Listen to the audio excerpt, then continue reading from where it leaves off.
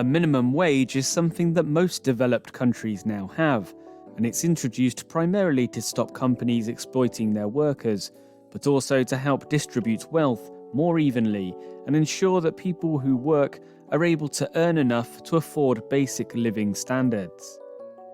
The concept is a good one and also encourages people to work, spend, and boost the economy.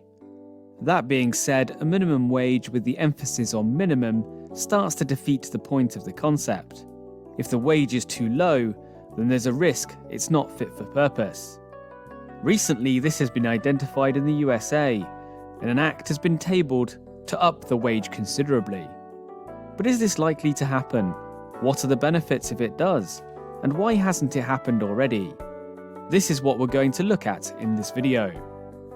Before we start to explore this, a little nudge to like this video if you're enjoying it, and if you want to be the first to see more videos like this one, then click the subscribe button and notification bell for Equity Economics. Now, back to the proposed minimum wage rise in the USA. The minimum wage is not just simply the lowest amount a paid worker can earn in a particular country. It also has a huge amount of influence over society and helps bridge the gap between the wealthy and everyone else underneath. It can also be a huge factor in allowing minorities to start also bridging the equality gap, as members of these communities are disproportionately represented within low-income workers. Not allowing these workers to earn a fair wage has been linked to a modern form of slavery, where minorities have no chance of social mobility if their paychecks barely cover enough food to sustain themselves. This all helps to explain Joe Biden's proposal to increase the minimum wage. It's all part of a $1.9 trillion stimulus package to Build Back Better, which seeks to provide more vaccine relief from COVID, increased support for the unemployed, as well as other support for those hit hardest by the pandemic. A majority of those have been people either on low wages or without a wage at all. The stimulus package as a whole is designed to kickstart the economy as it recovers from this, but also to squeeze the income inequality gap at the same time. Experts believe that the recent crisis has left the door open to help solve several economic and social issues. The government appears to be taking their advice. So what are the specific proposals when it comes to minimum wage? Currently, minimum hourly pay sits at a meager $7.25 per hour, which is widely considered to be impossible to live off of. The statistics back this up, and it's thought that 1 million people will be lifted out of poverty if the act were to pass, which implies that the current number is simply not enough. The proposals are to raise the minimum wage by over double to $15 by 2025, and this is to be done in stages, starting with an immediate rise to $9.50 this year. This is thought to increase the incomes of 27 million Americans, with a big proportion of those being from workers of colour, in particular women of colour. There are also subtleties to this act to help others on low incomes. The plans also include a phasing out of the sub-minimum wage for tipped workers. This has been frozen at $2.13 since 1991. It also looks at doing away with sub-minimum wages for workers with disabilities employed in sheltered workshops, and also for those under age 20. All of these proposals fall under an umbrella of improving the living standards for those underrepresented and improve equality both financially and socially. We're halfway through our look at universal basic income, so another reminder that if you're enjoying the video, why not give us a like and a subscribe? It won't cost you a single tax dollar. Anyway, back to the minimum wage rise in the USA. What's been the progress so far? Well, not as the Democrats would have hoped for. In February 2021, there was an attempt to fast-track the act through what is known as budget resolution. This is a channel that may have allowed it to pass without Republican opposition and would avoid a filibuster and the 60-vote rule. The problem here being twofold: that a near 50-50 split in the Senate would mean that this plan would need to be realised to see any change happen, And 2, the fact that the plan didn't happen because the act was seen as a tweak too far for Senate parliamentarian Elizabeth McDonough. She cited a rule that stops politicians using budget resolution to pack government's financials with personal gain for her reason not to allow the act through.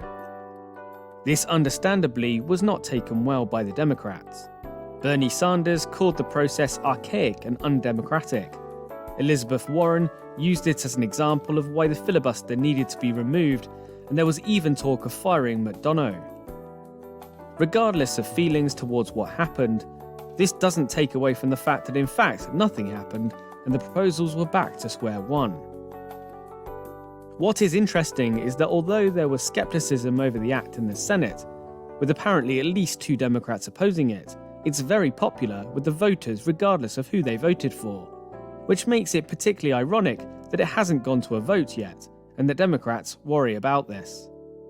Florida voted for Trump in the election, but also supported a minimum wage increase to $15 by 60%. This trend continues nationwide, and it's thought that 66% of people support it. So, with a proven benefit to the masses and a universally accepted truth that a rise in minimum wage would help the country to build back stronger, it seems crazy that the act won't be passed. But that doesn't tell the full story. There are potential negatives to increasing the minimum wage. This includes possibly throwing more than 1 million people out of work as businesses decrease jobs rather than increasing pay. Prices could also rise. It could dampen overall economic output, will almost certainly increase the federal budget deficit, and hit many small businesses hard as they struggle to pay their workers. A compromise solution has been suggested by Republican US Senators Mitt Romney and Tom Cotton by proposing to lift the wage to a more modest $10 an hour. Bernie Sanders is adamant that only $15 is enough to live on, and anything else keeps workers in poverty. Of course, none of this takes into account that many states already have higher minimum wages, and no state is obligated to stick to the $7.25, only not to go under it. In 2020, 29 of the 50 US states had a minimum wage higher than the one set by the government. And despite the low floor, a majority of workers actually earned more than that. But the counter-argument to this is that the new act wouldn't just affect those earning minimum wage, it would also serve to push up the wages of anyone on lower incomes. Pay scales are expected to adjust upwards, should it be passed. It would also reverse a trend that workers are getting swallowed by inflation. With the cost of living rising dramatically since the last minimum wage increase in 2009, people have in real terms been earning less money as time has gone on. To the point where a full-time federal minimum wage worker today effectively earns 18% than their equivalent earned at the time of the last increase. The proposed rise in minimum wage is far from dead. This is an act that is likely to make another appearance down the line, and its popularity may well push it through. There is no doubt that there are negatives, and there will no doubt be job losses and pressure on small businesses. However, with the potential to take 1 million people out of poverty and increase the wages of millions more low-income workers, this change may be essential to promote financial fairness in the USA.